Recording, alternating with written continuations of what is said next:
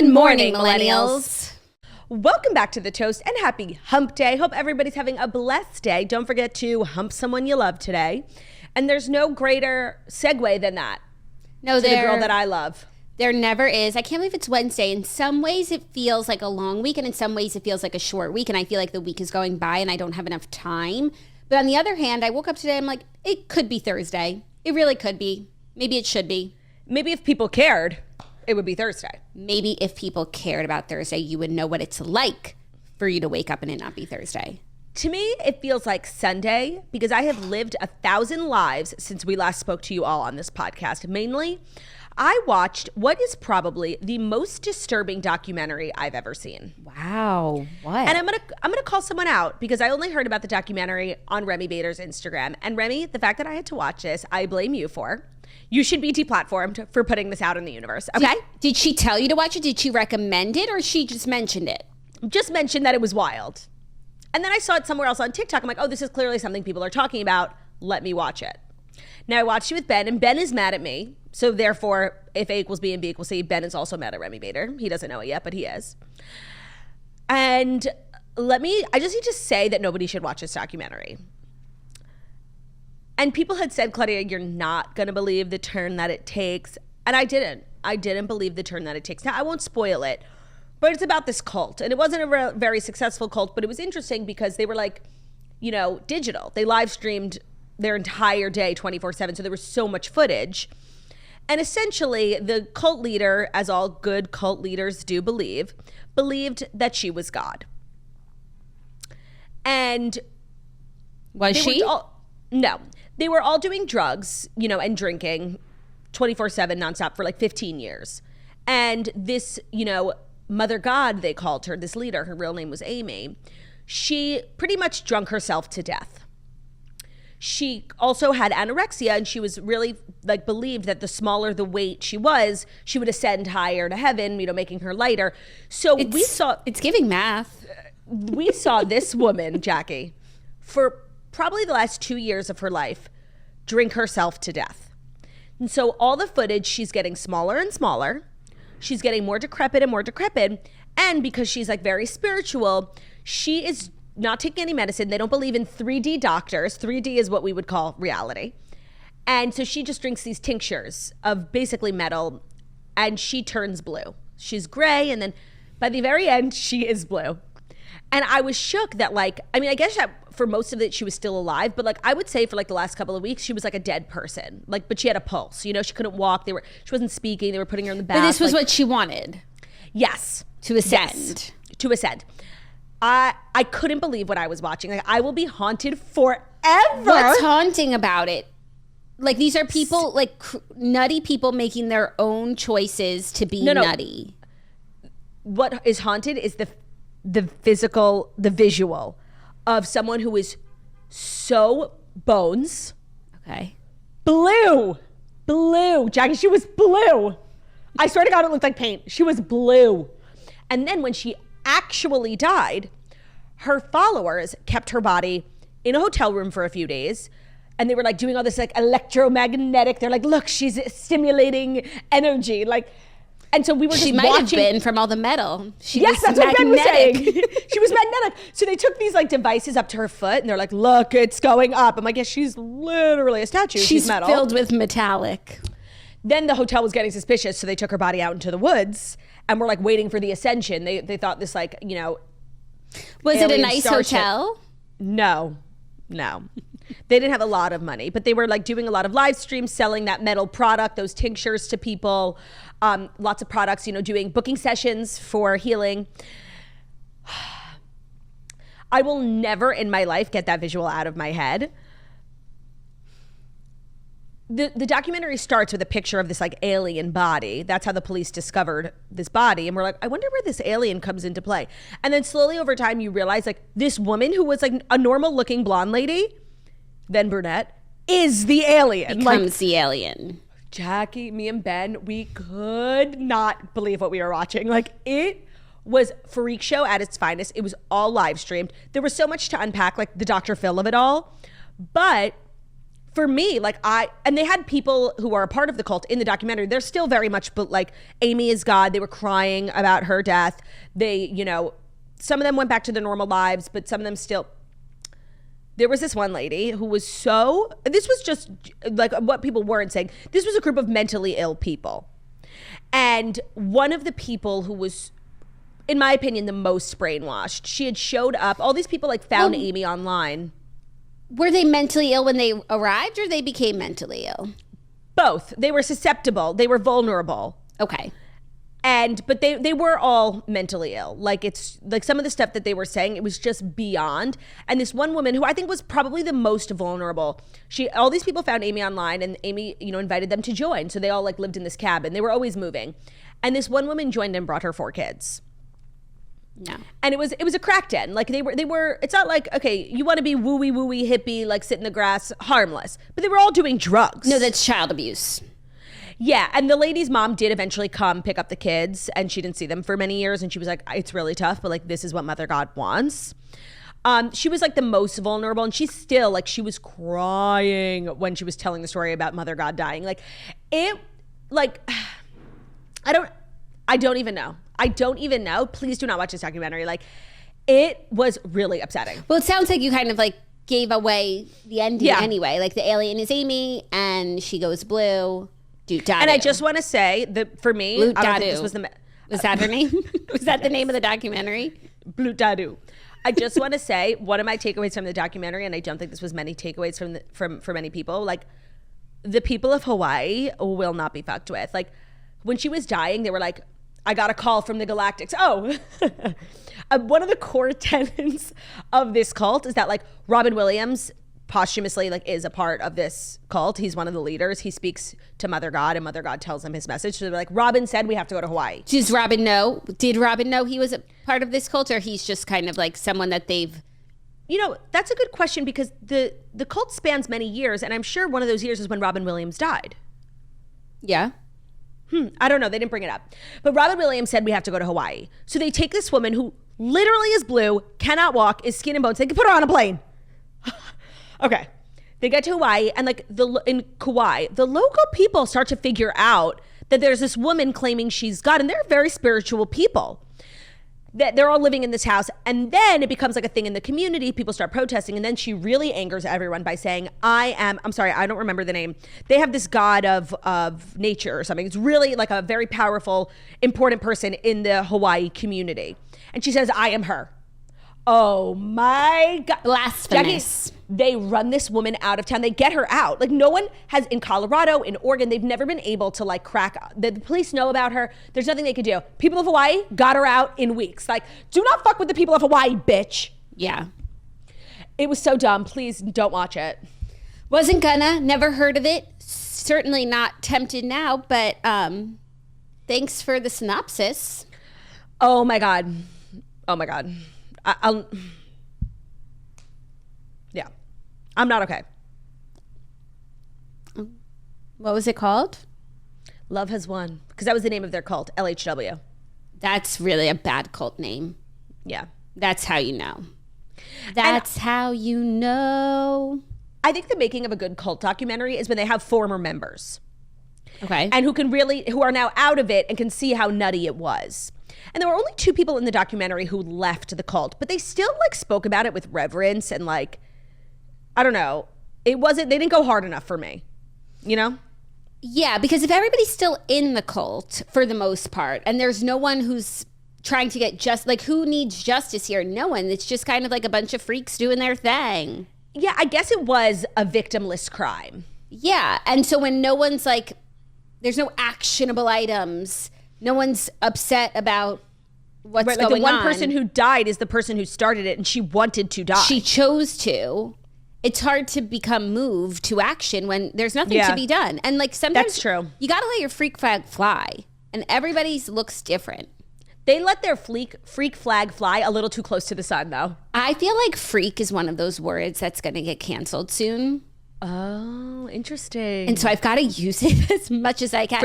Or it's the opposite. Freak. I have to stop so that they can't find old footage. But before it's like, part of the cancellation. The group. Freak.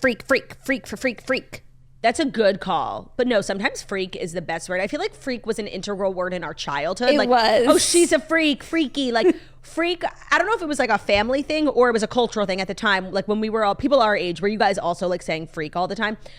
And we need to make freak cool again. Like we need to bring it back. We do need to bring it back. But then so many things would be canceled if it was canceled. One, Freaky Friday, the movie. That was a freaky film. The song, but by Chris Brown. Right? I woke up in Chris Brown's body. Oh, yeah. I think that song is already canceled for different reasons, having nothing to do with the language, you know? No, I don't think so. All the celebrities were in the video. Yeah, but now I think we all, as a culture, look back on that and to say, why was Kendall Jenner in a Chris Brown music video? Right. At least I do. I thought it at the time because I'm better than everybody else. Also, I've never Victoria listened to that Justice, Victoria's Freak the Freak Out. She did a double freak. What I'm gonna do now is freak the freak. The soundtrack of that incredibly dumb show had absolutely no business popping off in the way that it did. There were so many songs. No, and that's how I feel about a lot of Disney music, Nickelodeon music. Yes. Like those songwriters, where are they now? Who wrote The Climb? And what have they done since? Because I'll tell you. That person is Beethoven. Agreed. The Beethoven of our time. Even like Kenny Ortega. How come He's still out there doing his thing. How come he never ascended? Okay, it was written by someone named Jessie Alexander. Okay. She has had her songs recorded by Trisha Yearwood, Little Big Town. She's very country. Of course, that's why it's good. A most recent song, I don't know many of these. The Climb is definitely her biggest. Her most recent song was for Midland. Sunrise Tells the Story. I should go and listen to all the songs that she's worked on. I'm sure I would love them. You should. Oh. She wrote, it sounds a little bit like my daddy. I don't cuss around my mama. Got some words you never heard unless he come from down yonder. That's by Morgan Wallen. That's a song. That's I think maybe the only song I know of hers besides all of these others. And she's a woman? Yes. It's a androgynous name. Yes, but only a woman could write a song as beautiful as The Climb, like for real. Agreed. It's from a woman's voice. We have such a great show today because we have Dear Toasters. We have an update from a somewhat recent one that kind of divided the community. Okay.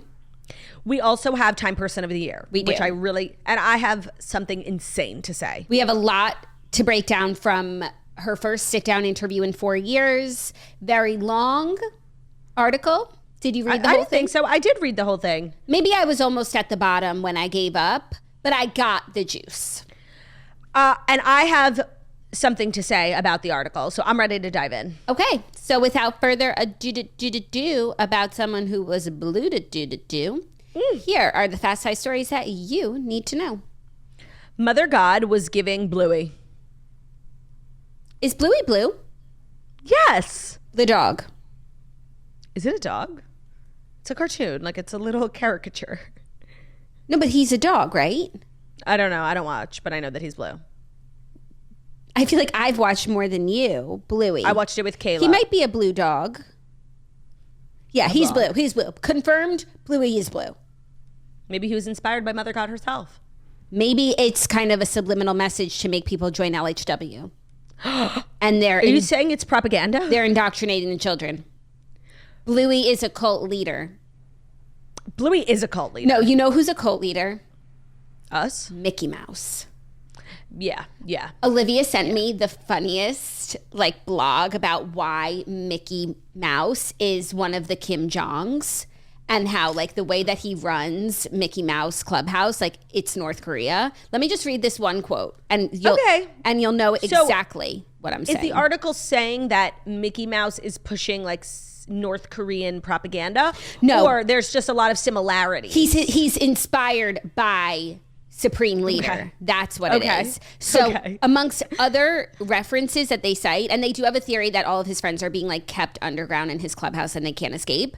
But for sure, Mickey Mouse is essentially a Kim Jong. They don't do exercise, they do mousker-size. They don't use tools, they use mousker tools. They eat mouska food. They breathe mouska air. They hang out in Mickey Park. They live in the Mickey Mouse Clubhouse. The password is Miska Muska Mickey Mouse. The entire clubhouse is an architectural nightmare effigy of Mickey himself. Mickey is essentially the dear leader of his own vanity-fueled universe. Imagine how the other clubmates feel living in that world and having to pretend they enjoy it. They are clearly under duress. Yeah, like there's like individuality is illegal in Mickey Mouse land, and that's true for North Korea as well. Everything is a shrine to Mickey, Mickey-shaped, everything. I was in the book we were reading last night. There's a chair, and it looks like Mickey. It's giving Kim Jong-un. Yeah, so that's just something for you to chew on the next time you're watching. The next time you're eating your Mouska food. In the Mouska Clubhouse.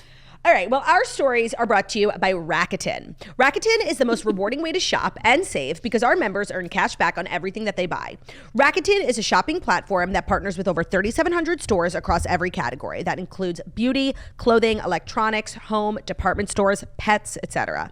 So you're already shopping at your favorite stores. Why not be saving money while doing it? It's truly a no-brainer. We're always shopping, but this time of year, especially gifts for those you love, for thyself. Lots of money being spent this year, so shop smarter, not harder, with Rakuten. It's the smartest way to save money when you shop because you can stack holiday sales on top of cashbacks and maximize your savings. You can shop through Rakuten for everyone on your gift list this holiday, earn cash back on clothing and shoes for a fashionista, toys and games for the little ones, electronics for your tech connoisseur.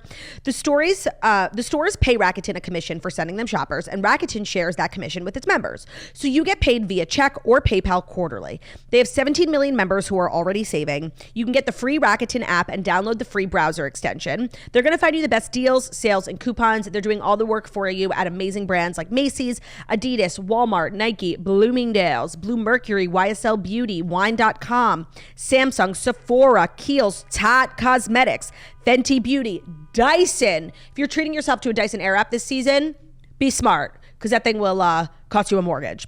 So download the Rakuten app for free, download the browser extension that's also for free, and just start shopping. Start shopping, start saving this holiday season. Today's episode is also brought to you by Squarespace, the all-in-one website platform for entrepreneurs to stand out and succeed online.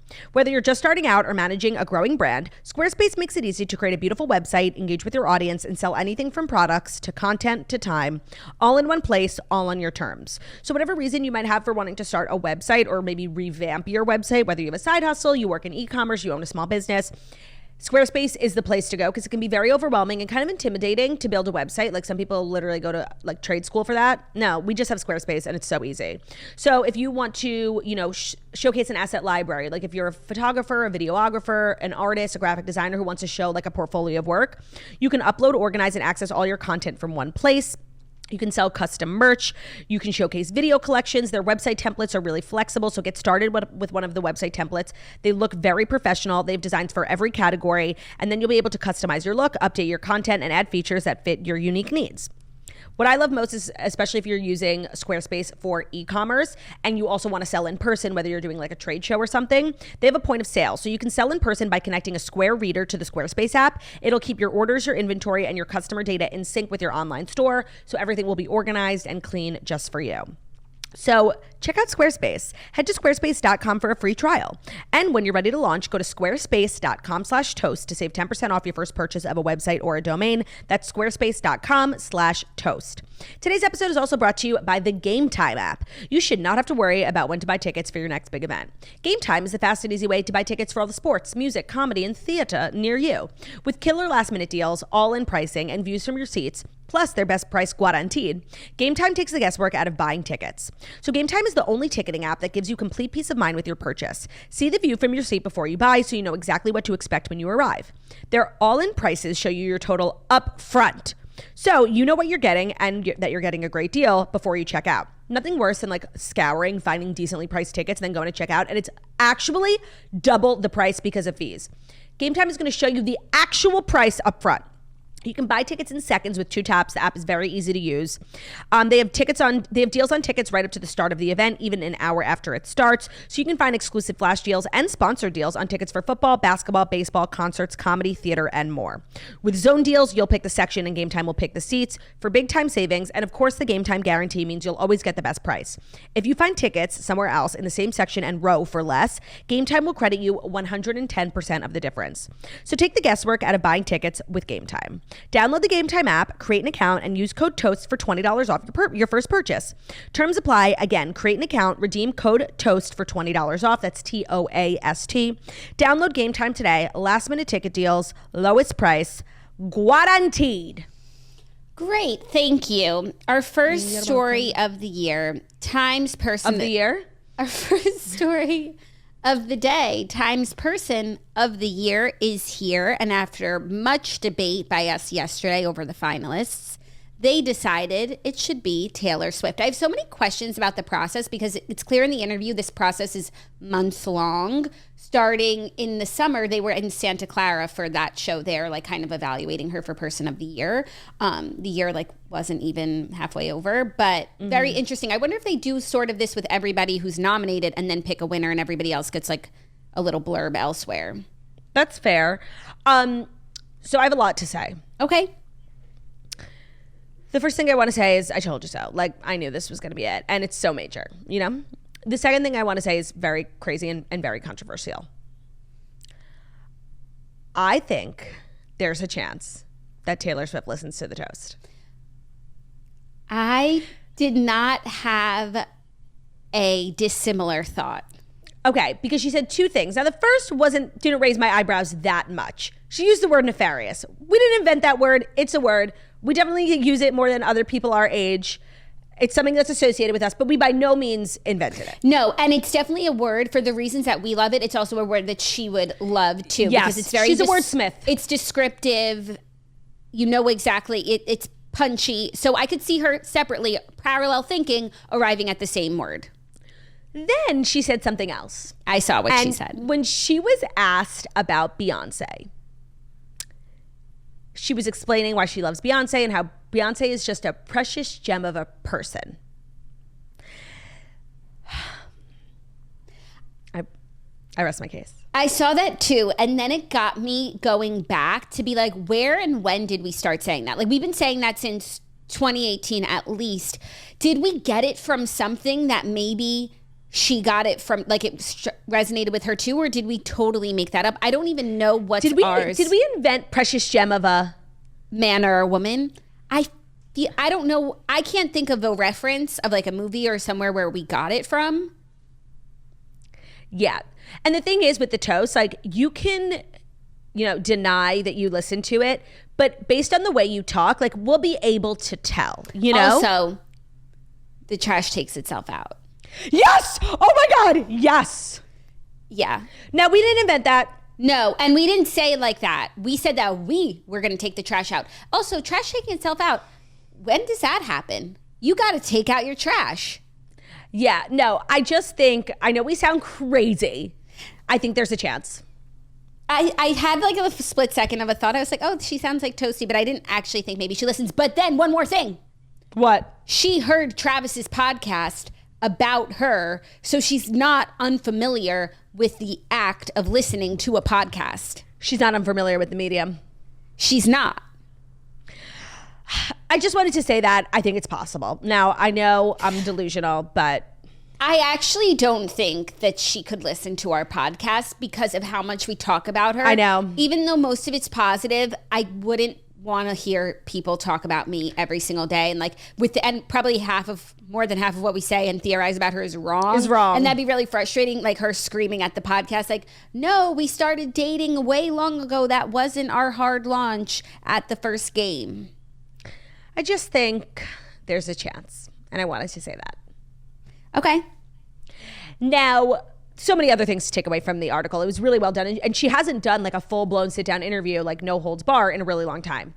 And there were a lot of interesting things that I noted. I think I saw people, I think a lot of people are like getting tired of hearing about Kanye and Scott Borchetta and Scooter. And like, I understand what people say when they're like, it's like enough already. But I also do understand the notion, like this is her Roman Empire, Mm-hmm. And what I really appreciated the journalist being like is the way Taylor talks about how she lost everything before Reputation. Like she didn't leave her house, her career was taken from her. From the consumer POV, like, yeah, it was a scandal, but I never thought like Taylor wasn't coming back from it. She bounced back with Reputation and it was just as big, if not bigger. So the author was like, I was going to say that, but like, I'm not going to invalidate her experience. Like, this happened to her and that's how she processed it. But I felt the same way. Like, I never really thought of it as like this monumental thing, but for Taylor and her experience, it was. And I understand not being able to stop talking about something that happened to you. Like, I really do. Yeah. Yeah, and on the one hand, it was like, okay, it's a scandal, move on. But on the other hand, like, there was something about it that really upended everything about her persona. Yeah. Like, it was very big. Yes. For her. And it changed the way a lot of people thought about her and felt about her. At the time. Yes. Yeah. But it's always that hindsight thing, like, after a scandal. In the moment, you're like, ah. Yeah. And then years later, you're like, who cares? But I also think her reaction to it made it bigger. Like she said, she stayed at home for a year, you know. Yes. Making it, if she had just sort of like even put something out and like went back and forth with them, it would have kept moving. But we all stood still in it for a year until she came back with like a revenge album, which made it even bigger. I'm still at the restaurant, still sitting in the corner I haunt. Like, she didn't move. She didn't move, so none of us could move on. Yeah, that's true. And I also just did really appreciate, she said something so true. It's like, the music industry just throws like young girls into the spotlight and sometimes it hits and they're never old enough to really understand, process, protect themselves. And by the time they get to an age where they're like ready for it, they're tossed out like, you know, yesterday's trash and new young girls are brought in. So she's like, the fact that I'm experiencing this undeniable peak when I'm old enough to understand it, to deal with it and like process it is so crazy. Yeah, I thought that was really smart too, especially after just reading Britney Spears' book. It's like by the time, well, she never really got the hang of the industry just because she's not cut out for it. Like, she's not cutthroat, like, you know, just too naive and sweet. But by the time you figure it out, you're out of the game. Right. And it's so like the fact that she... Is it intentional? Because it's like they don't want you to have it figured out, but also they don't want you to be old. Right. Even though so like 29 is not old. No, but the fact that she's like conscious of living in a peak right now. She said, I'm like the strongest and most trusting I've ever been. Like, I can handle what's going on right now. Like, that was so cool. Yeah. No, and you can like, enjoy it. Instead of being like so fearful and also, or being so, I feel like this happens to some artists where they're so successful, they're touring, they're making huge hits, but they are in shitty contracts where they're not actually making close to the amount of money that they should. Like she's making all the money for herself. Like she can enjoy the spoils of her success. It's a great time. And then I screenshotted this part. Obviously, she was asked about Travis. So given her complex history with public interest in her dating life, I say it seems noteworthy that her relationship with Kelsey has played out so publicly. Swift gently pushes back. This all started when Travis very adorably put me on blast on his podcast, which I thought was metal as hell. She says, we started hanging out right after that. Not to be like a boomer, what does that mean, metal as hell? I don't know. I think it means like so rock star, I think. Okay. I think. We started hanging out right after that. So we actually had a significant amount of time that no one knew, which I'm grateful for because we got to know each other. When was the podcast? When did she rock the stage at Arrowhead? When she rocked the stage, I don't know. I can't even search Taylor Swift's Arrowhead now. By the time I went to that first game, we were a couple. I think some people think that was our first date at the game. We would never be psychotic enough to hard launch at a first date. The larger point for her is that there's nothing to hide. When you, quote, when you say a relationship is public, that means I'm going to see him do what he loves. We're showing up for each other and other people are there and we don't care, she says, quote. The opposite of that is that you have to go to an extreme amount of effort to make sure no one knows that you're seeing someone. And we're just proud of each other. That's a swipe for sure. Yeah, that's a swipe, right? That's why I screenshotted it. Yeah, that's a swipe at Mr. Comparing Mr. Joseph notoriously private former relationship. It's also her saying, even though you guys pick up on it through her music, it's her saying like, that's not what I wanted for a relationship. Right. No, I loved this. My only issue with this entire feature is that the photos were gorgeous. I especially loved the one with the cat. It was very funny. Her bangs were up the whole time. And I think like Taylor Swift's bangs are it's a cornerstone of her brand. They've carried us through. I really feel that way. And for them to just kind of blow dry them up into her hairline, like I thought was disrespectful. And like you can't capture the essence of Taylor Swift without her iconic bangs. Her bangs. There's one photo with bangs with the hair in her face. Do you see it? Scroll down. You're covering it. No, I'm not. Here. Yeah, okay, but I'm talking about the covers. There were 3 different covers, and the bangs were up in all of them. I didn't know you were so into the bangs and attached to the bangs. I mean, it's Taylor Swift coded. I guess so. I never thought too much about her bangs. Like, this is like a lifetime achievement thing. Like, you want her to look like herself.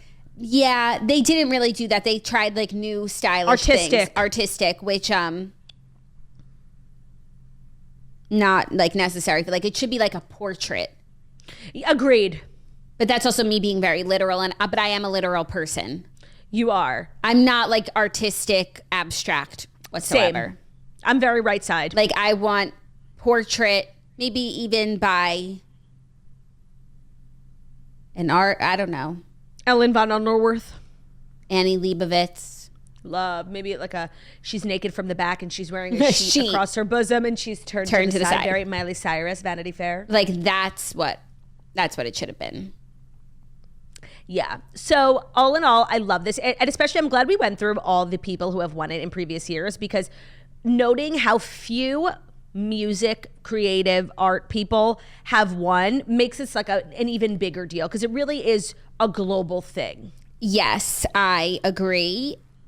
And I still can't think of one person who, when we looked at the list yesterday, who's comparable in winning. So this is kind of like a first. Yeah, it's major. It is major. So I wonder what they do with all the other interviews of the other. Do they always have an interview with the star? Like if they had Putin as the winner, do they get a sit down? That's a good question. Can you interview Putin? I think so. Actually, I just saw a TikTok. Megyn Kelly was talking about the craziest time of her life when she interviewed Putin. Yeah, I think, but I don't know if Time would interview Putin. Right. That's a good call. Putin. Or like, or President Xi, like, does he want to talk to Time magazine? Right. I'm going to say no. Because even though, like, for us, this is like the Person of the Year global, like, to them, it's just like an American publication. Silly American fodder. Yeah. Well, maybe that's why they did Taylor. Yeah. So I'm here for it. And I think it's an accurate representation of the year. I agree. And I think they were able to make this meteor by talking about like the economic effects and how it really, world domination. And it's like, why are you going to give it to the Jerome Powell when it's Jerome Powell's talking about Taylor Swift effect? Right. When all these world leaders are like licking her boots. Yeah. So I think that they made it make sense, and it was well done. It was well done and well earned as well, and fun for the fans to get to hear from Taylor. I think this is probably one of the biggest accomplishments for Taylor. I don't think really, even though she acts like every award is so meaningful to her, like I think that this is something that's major above all else. Yeah. I also thought it was interesting the people who Time chose to speak to, like on her behalf. Like, of course, they spoke to her mom. They spoke to Phoebe Bridgers. I think that Phoebe Bridgers, I know I'm not like a big fan either, but I think she's really well respected as a songwriter. And I think they wanted that to like shine through for Taylor. So I think that's why they chose her. Stevie Nicks. Shonda Rhimes. Yeah. And I loved that little Kenny Chesney anecdote. Oh, yeah, that's how it started. Yeah, but like she had been booked on this Kenny Chesney tour and it was like the biggest deal of her life. She was like crying. And then they brought on a beer company to be the sponsor of the tour. And Taylor was not 18 yet, or 21. She was 17. She was 17. I think you have to be 18. And she lost the gig and she was so fucking upset. And Kenny Chesney like remembered that. And like a year or two later, once she was 18, he gave her the gig again. And that's like what started it all. Oh, he gave her the job? Yeah. I thought he just gave her a check. Oh, wait. In the article, they said they gave her a check at her 18th. Okay, hold on. Some months later, she got the gig. At her 18th birthday, she saw his promoter. He handed her a card from Chesney that read, "I'm sorry you couldn't come on the tour, so I wanted to make it up to you." With the note was a check. It was for more money than I'd ever seen in my life. I was able to pay my band bonuses. I was able to pay for my tour buses. I was able to fuel my dreams. Oh, wait. It could be interpreted either way. I think he just gave her money. Also, I'm pretty sure at 18, you still can't be with a liquor sponsor. Right. I'm pretty sure you can't work with a liquor sponsor until you're 25. Until you're 25. Yes. Wait. I misunderstood that. That's even crazier. He just gave her a check? Yeah, and then I was going to ask you, like, how much do you think the check was for? $100,000. Actually, what year was it? Inflation, the economy. 50. 50,000? Yeah. That would pay for band bonuses, tour buses, and Fuel Dreams. 100 at least. Yeah, because I think a tour bus, I think I read this somewhere once. Actually, I was like looking into doing maybe a tour bus for my comedy tour once as like a joke, but it was like expensive. Like a decent one is like 10 grand a week. Okay, so probably at least 100.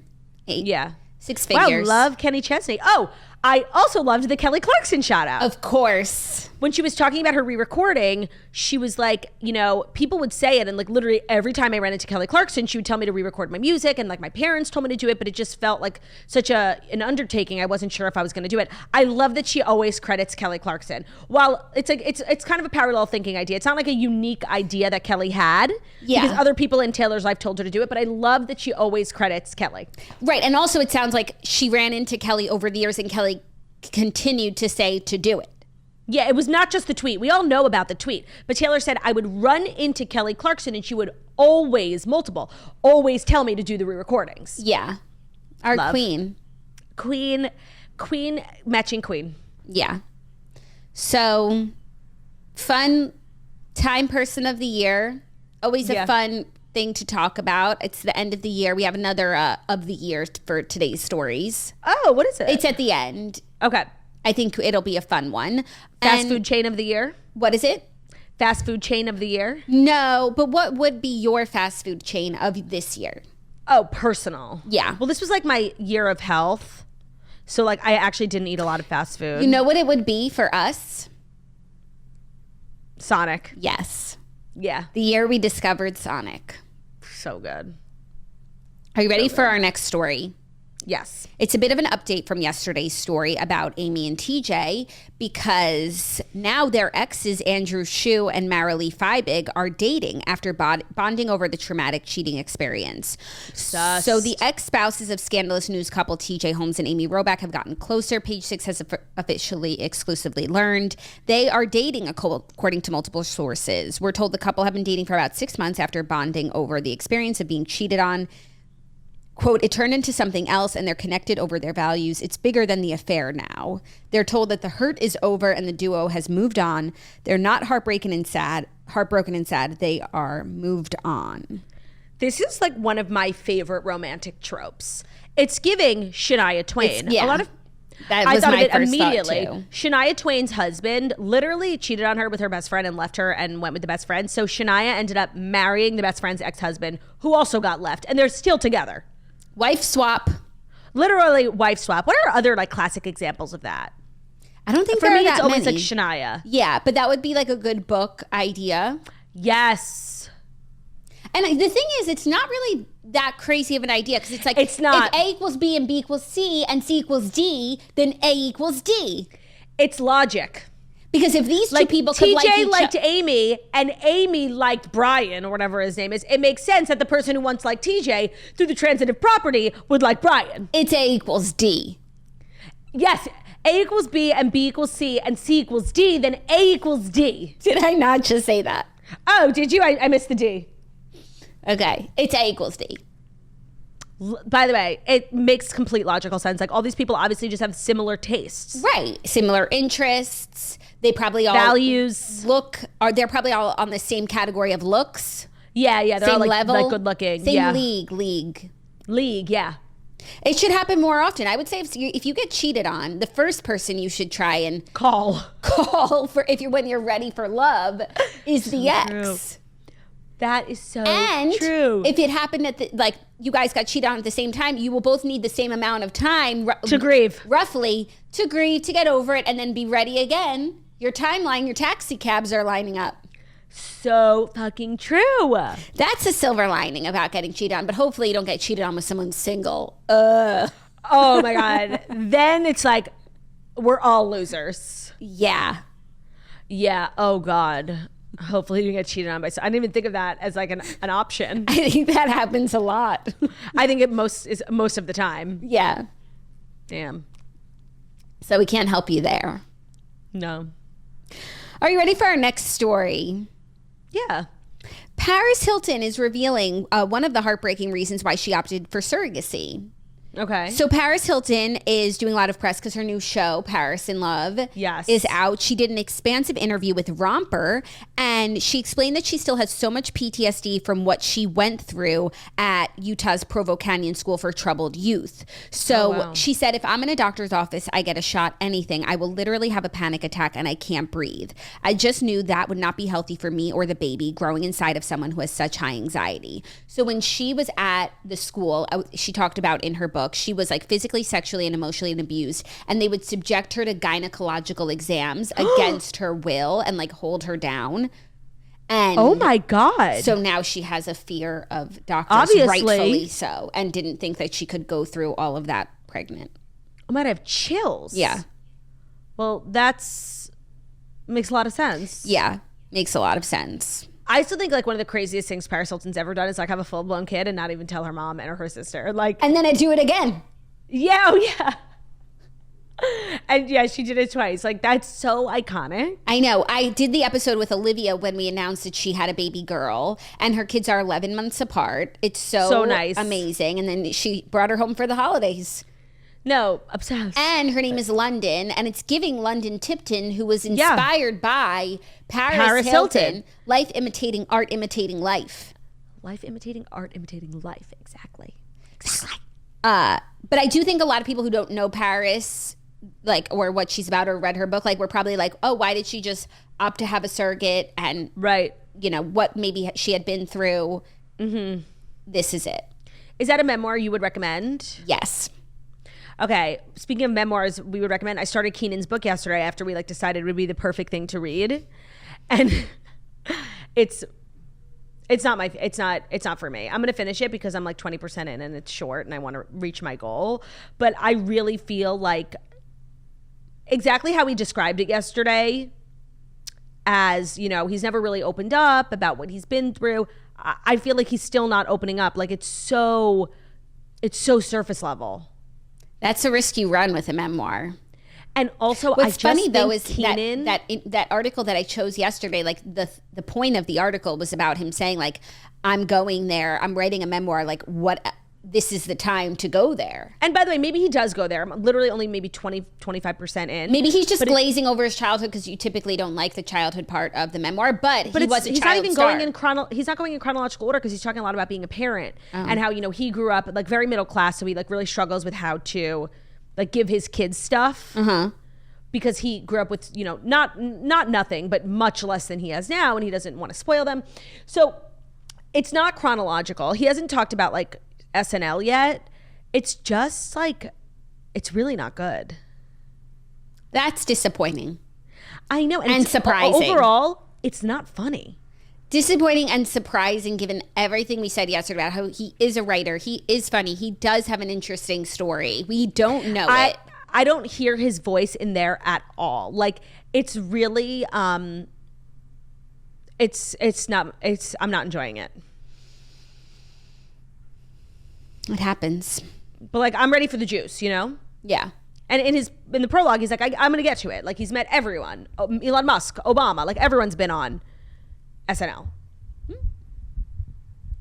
Yeah. Okay. Yep. Are you ready for our next story? What number is this? 4. Yes. Ariana Madix will make her Broadway debut as Roxie Hart in Chicago. And she did not win Dancing with the Stars last night. No, someone else won. Yeah, I didn't know anyone in the top 4 besides Ariana. And I didn't know the person who won. I've not heard his name before. Me neither, but we won't spoil it, and also because I still don't know his name. But also because I don't want to spoil it. I thought a girl won. Really? Yeah. Hold on. I thought... Hold on. Hold on. Oh my God. Oh, Jason Mraz was in the top? I didn't even know that. I didn't know he was on the season. Yeah, hold on. Oh, okay, wait, you might be right. Yeah, because she kept coming up on my TikTok and she was cute as a fucking button. Okay, yeah, it was. Yeah, I'm right. I just saw like a picture of the top 4, and there was like, I guess it's all men and women. I don't know. You know, no, it's okay. Okay, well, I certainly didn't spoil it then. Yeah, no. I guess we still don't know who's going to win. Man or woman? Tune in to find out. But Ariana did not win. That was the point. That was the point, but she's winning, stays winning, because she will be playing Roxie Hart in a limited 8-week run in the long-running hit Chicago. She said, it's just the biggest dream come true. I can't believe this is real life. I'm going to cry.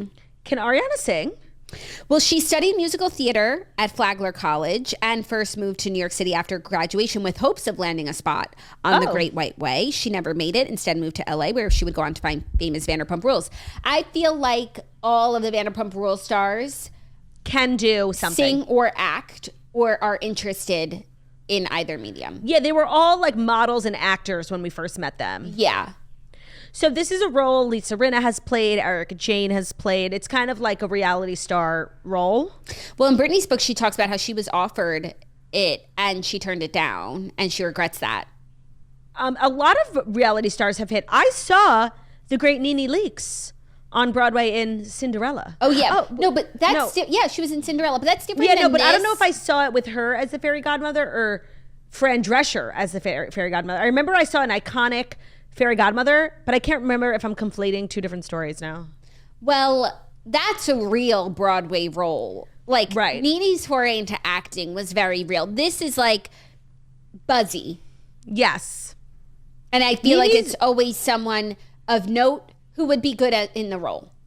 It's so crazy. I don't think as a society we talk enough about how Real Houses of Atlanta shot Nene Leakes to such stardom that she actually at one point left the show and lived in LA because she was getting so many legitimate acting roles. She was a huge role on Glee. Roz Washington.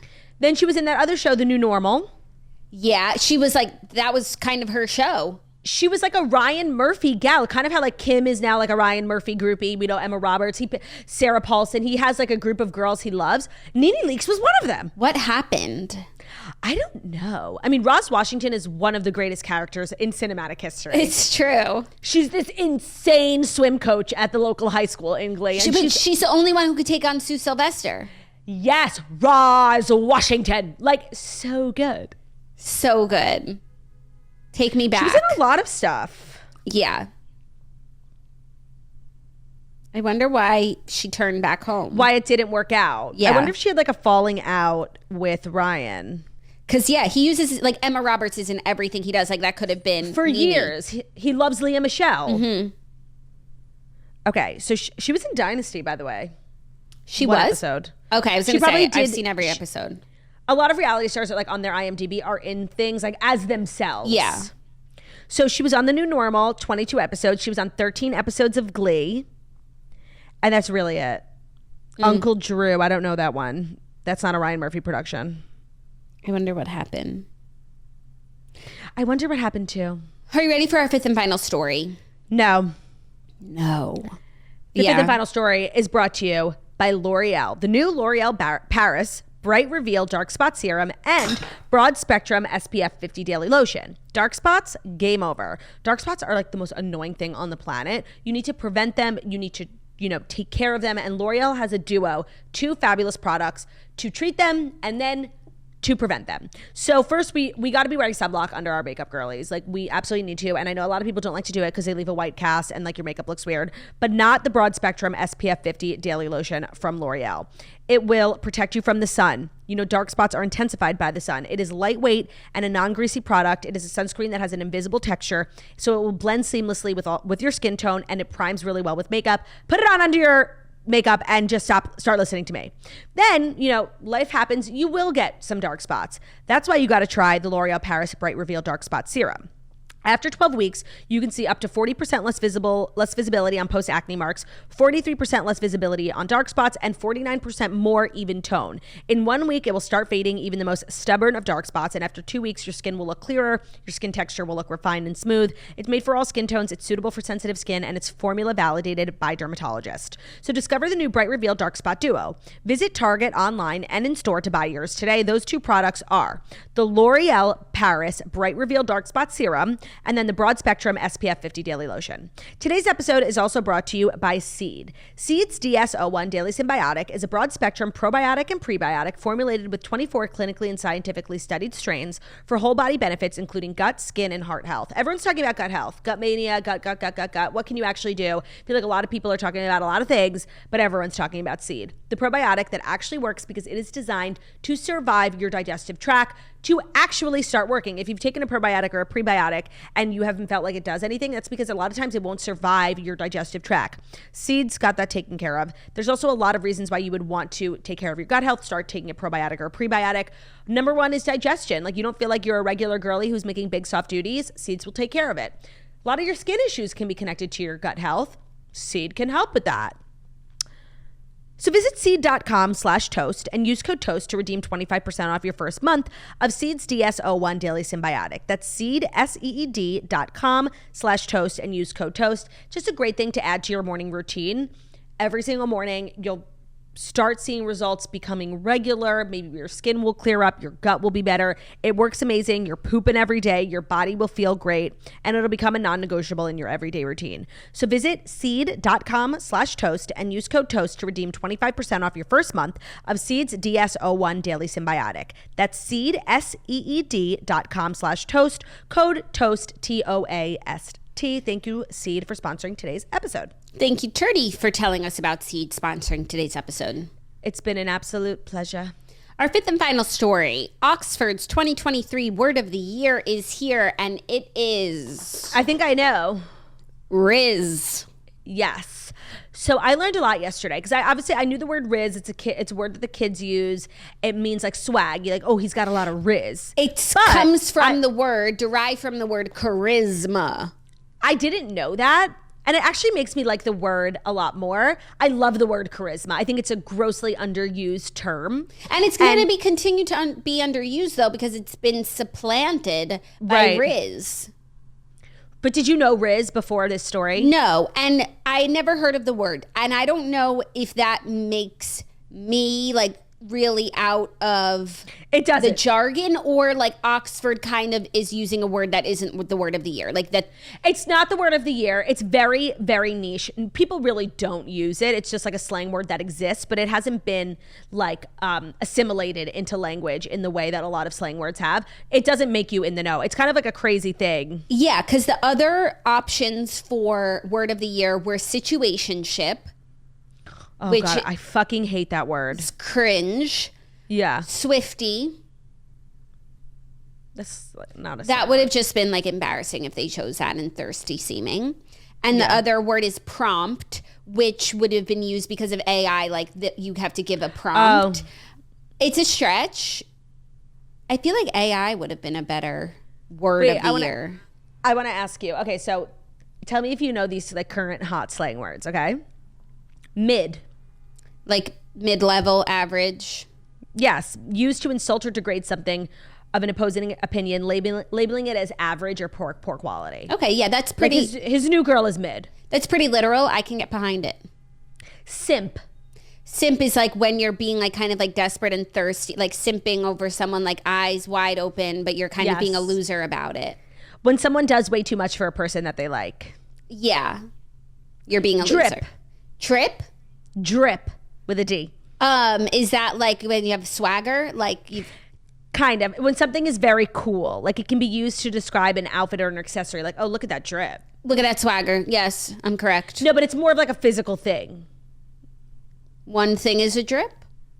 No, like you would be describing something physical, where swagger, I think, is more personality. Oh, I think of swagger also as physical. So what I'm thinking, I just didn't articulate it, but I am thinking of the same thing. Yes. 3 for 3. Bet. Bet? B-E-T. That's like, I think of it literally as, you know, like, that's true. Bet on it. Like. No. Oh. Bet, like, almost like the truth. Like. Yes, yes. Yeah. An expression that means I agree. Great. Bet. Yeah. All right, let's do one more. Yeah. I feel like you either know this one for sure or you don't. Cap. Cap. Like, no cap versus cap. Like, I'm calling a lid. Like. I'm calling a lid. Like cap. Like period. No, it means lying. Like, no cap. Jack, you look gorgeous today. No cap. No lie. Yeah, and then if somebody says something, you're like, yeah, sure. You're like, okay, cap. They say it like that? Okay, cap. Yeah, like cap. Okay, do more. Okay. I'm learning a lot. Sheesh. Sheesh? Of course, sheesh. Like, woof. No, it's like when you're really impressed. Sheesh. But you have to be impressed? It can't be like... Something sheesh. Amazed or impressed. It can't be like, sheesh, I'm not going in that lake. No, that's like how old Jewish people would use sheesh. But now the young, cool people are saying sheesh. They say it like that? They do. Okay, I've never heard that. You're definitely not going to know NPC.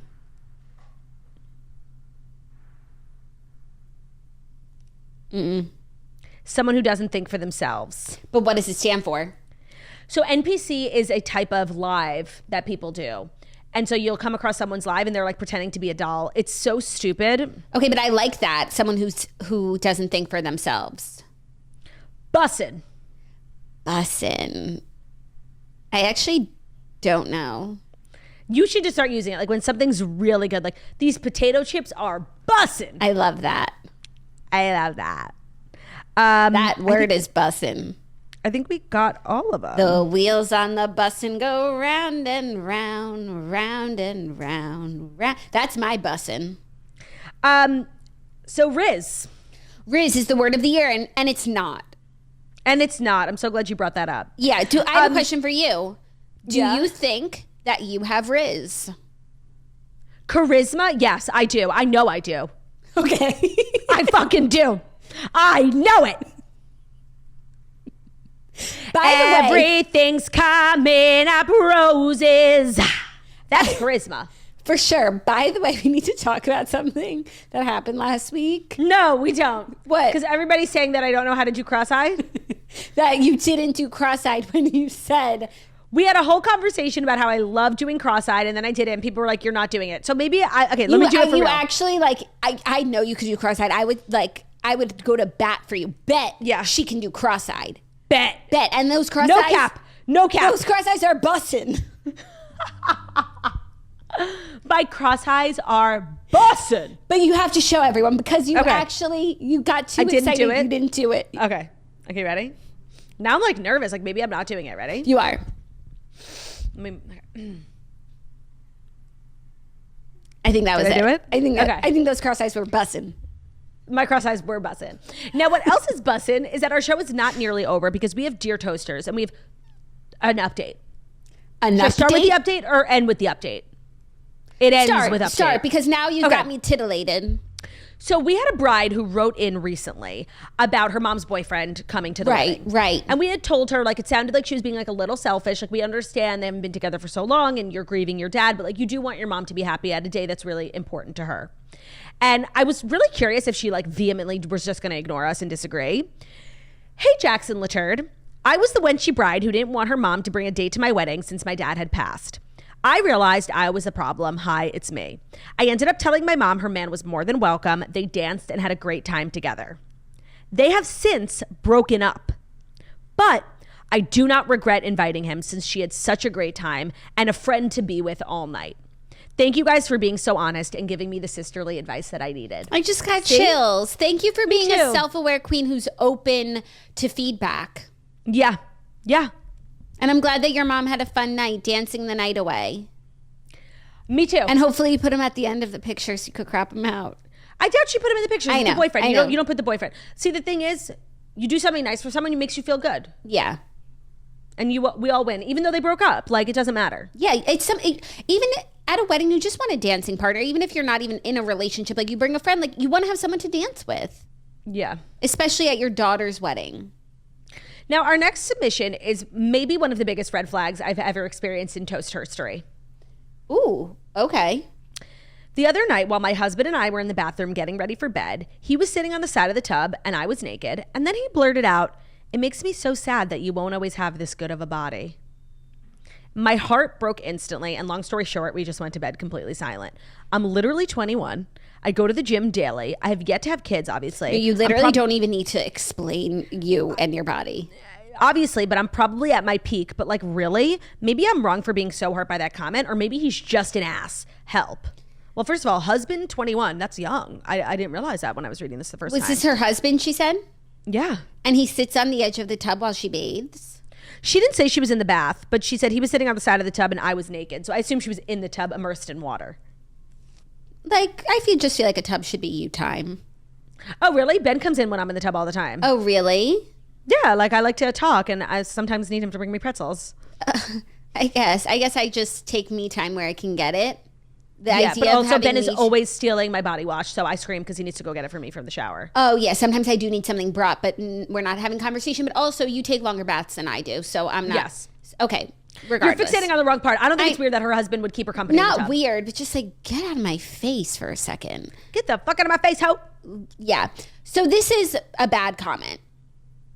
But I do think.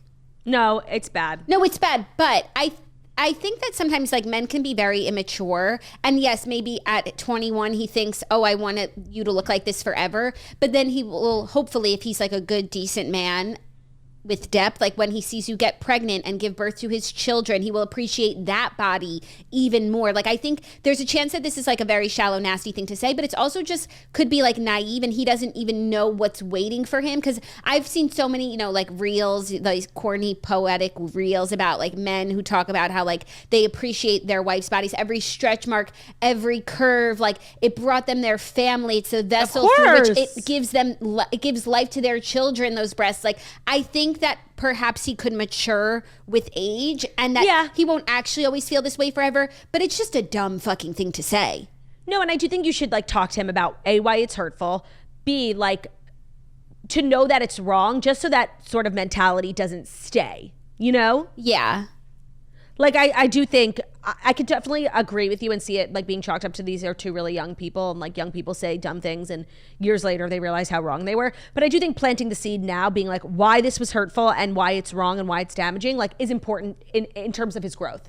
Yeah, I agree. You should say something. And you could also be like, I wish you would look like that way forever. It makes me sad that you won't. Yeah, you big ugly turd. Sometimes it's just an eye for an eye. Leaves us all blind, as we should be, because if I can't see, neither can you, bitch. Half blind. True. It was only ever one eye. It was only ever one eye. So why should you have two and I have one? I agree. Not in my world. Boop. What if I just scooped that little eye right out? And what if I took it for myself? And now I have two and you have one. But you're cross-eyed with two different eyes. Okay, ready for our third and final one? This was funny. Hey, Jackson Lechard. I am dating a total P-Jom, and we recently exchanged gifts for our anniversary. As one of the gifts, he gave me a purse that is 100% fake Dior. I knew it instantly because of the packaging, and we are college students, and a real bag would have just cost way too much. I was grateful, but mentioned nothing of the fakeness, and neither did he.